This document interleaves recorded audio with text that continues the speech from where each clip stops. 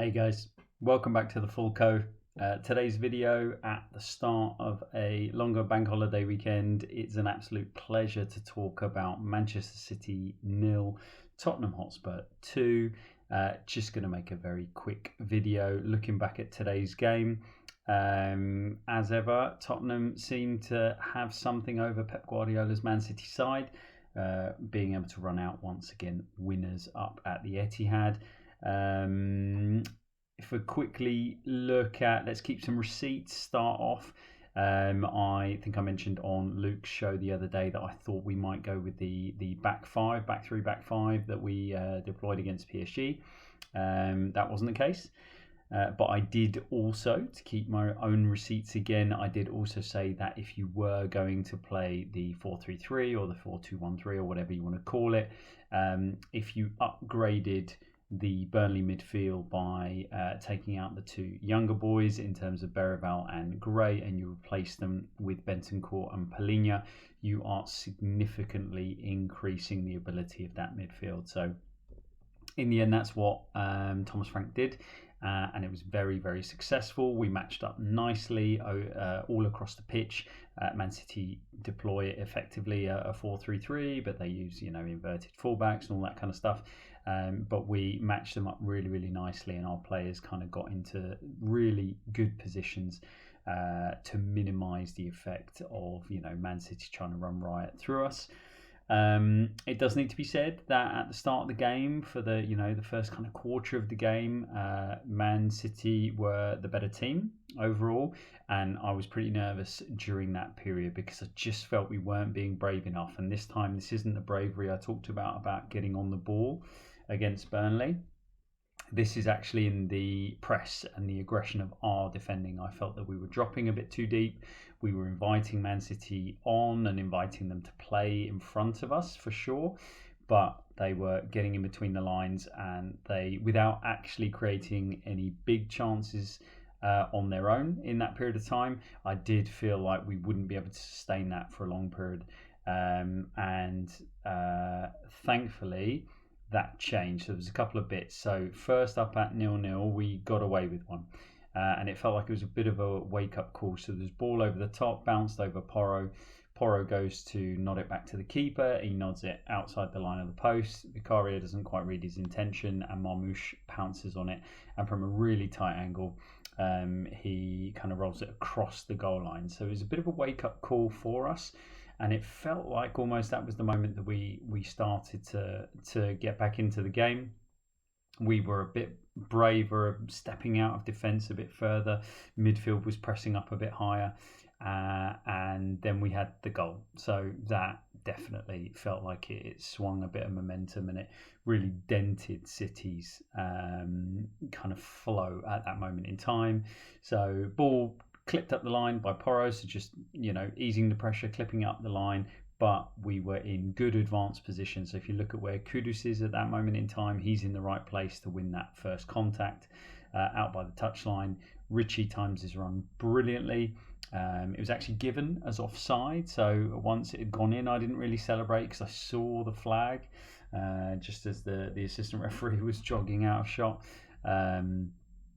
But it turns out he timed it absolutely brilliantly, and in fact, it was quite a clear decision. It felt like he was, he was nicely onside. Not as in there was separation, but he was nicely onside. So he's timed his run well, and then he's pulled the ball across to everybody's favourite goal scorer, Brennan Johnson, with an absolutely wonderful swept finish, especially from the fact that Richie's ball across is just that fraction behind him. So he's kind of pulling it from behind himself, and he just swept it over. Really, really tight to Trafford's body. It's really difficult for a goalkeeper to get any kind of surface on it and do anything about it. So he's whipped it in. Lovely goal, lovely break. And yeah, delighted 1-0 up. And at that moment in time, it felt like we stepped more into the game, and we started deploying the game plan a little bit better in terms of how to keep City at bay. There was a couple of moments. Vicario deserves a shout out. He had a few good saves during the match, but there was, I think it was a 1-0. There's an opportunity where Haaland's driving forward, slips the ball in, and Vicario comes off his line, really nicely, and provides a brilliant block. There's really no space. Can't remember who it was from City who was trying to lift the ball over him, but he's tried to lift it over, but Vicario's got out to him, and he's provided no angle and no space whatsoever. So it smacks into Vicario, and it's a really great save. And then we see the second goal. I think the next kind of real moment, because City didn't create a huge amount apart from a few bits and pieces, a few more speculative efforts as well.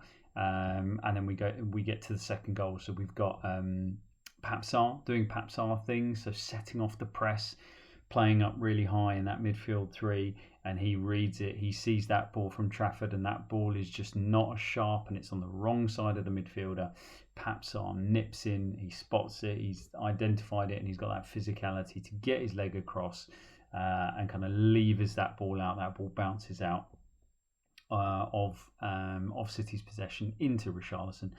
I thought at that moment in time, Richarlison maybe, he tried to turn and he's tried to get his shot away, and I thought maybe the chance was about to die, but luckily it comes to Palhinha, and he doesn't mess about. So after, when we signed him, I criticised his shooting. I said he can't shoot.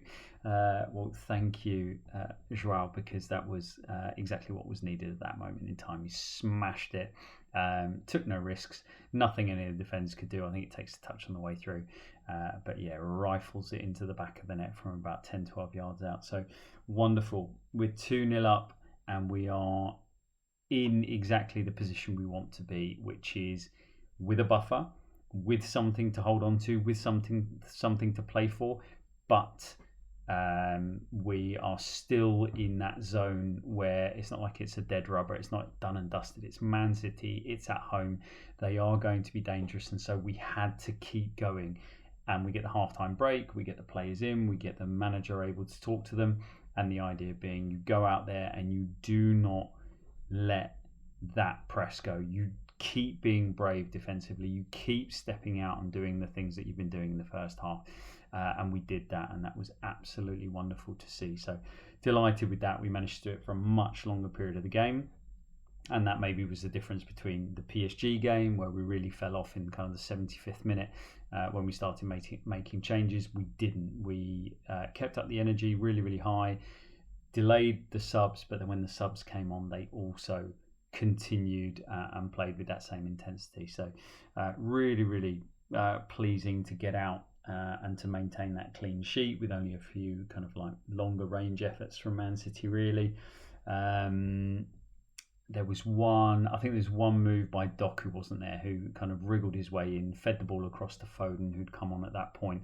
And it should be mentioned that Man City get to bring on a Ballon d'Or winner and a two-time Young Player of the Year in terms of their substitutes. So that's not bad. It's a huge credit to us for being able to manage that. And then, just as Foden's pulling his foot back, Mickey van der Ven with a wonderful, sliding challenge to get in the way. It's a brilliant kind of, defenders defending and doing what they need to do. Palhinha covering grass, interfering, nicking the ball, making it really difficult for Man City to get into their flow, cutting down their passing lanes, making sure they've not got all of those easy passes straight in down the channels of our defensive line. Bentancur looking really smooth on the ball, just being able to put his foot on the ball, take it off the defence at times, and just move it about without conceding possession, but still there to receive and there to link things together. Again, something that we said against Burnley we were probably lacking, but in this case you bring on more senior players and they're able to do that. So that was really good. They deserve a shout out. Sarr was excellent all game. Richarlison, another good game. So it's credit all over the place. And dare I say it, Kudus, who is going to get a lot of credit because he was very good. He played really well. He obviously gets the header for the Richarlison run for the first goal. But there were moments, and this is what I've said about Kudus, that he needs to now improve, is some final product. And there were a couple of moments where he got himself into good positions and he kind of, swung crosses out of play or massively overhit them. He was to all intents and purposes, almost he is the anti-Brennan. He's the opposite. He's the yang to Brennan's yin, because Brennan, he does a lot more than just score goals. But he's there. He's scoring brilliant goals. But maybe you criticise. He can't hold the ball up brilliantly. It's not his game. He doesn't take players on. Kudus, absolutely, that's his game. But it works. It absolutely works. They both bring something to the team. And while Kudus needs to work on his end product, his end product is elite. It's absolutely top. It's absolutely fantastic. That finish was such a good finish. So confident. Really nicely struck. Really cleanly struck. And that's a technique. How many times have you seen strikers, really, really good strikers, get into positions like that and then just swing that ball over the crossbar? It's very easy to do. So absolutely brilliant finish from him. He completes Mohamed Kudus in terms of the bits and pieces that Kudus needs to work on. So yeah, if both of them can improve on the other side of the game, we're going to have two very good players, and hopefully we add some more to it. I'm going to leave it there. Well done to the team, thoroughly deserved. Well done to Thomas Frank and his coaching staff, who prepared a brilliant game plan and the players executed it. I thought it was a really positive day, and as I said, early kickoff on a bank holiday weekend. You don't want Tottenham to do Tottenham things and go and spoil your long weekend, and they didn't do that. They came, they delivered, brilliant performance. Tottenham board, please back this manager, because he's shown what he can do with the squad that he's got, and with a couple of good additions. Just imagine if we had another couple to that, what we could achieve this season. So yeah, good times. Not going to get too carried away. I'm not going for we're winning it all. And I'm by no means saying this was the perfect performance. There were bits and pieces that could definitely be improved on, but overall positive.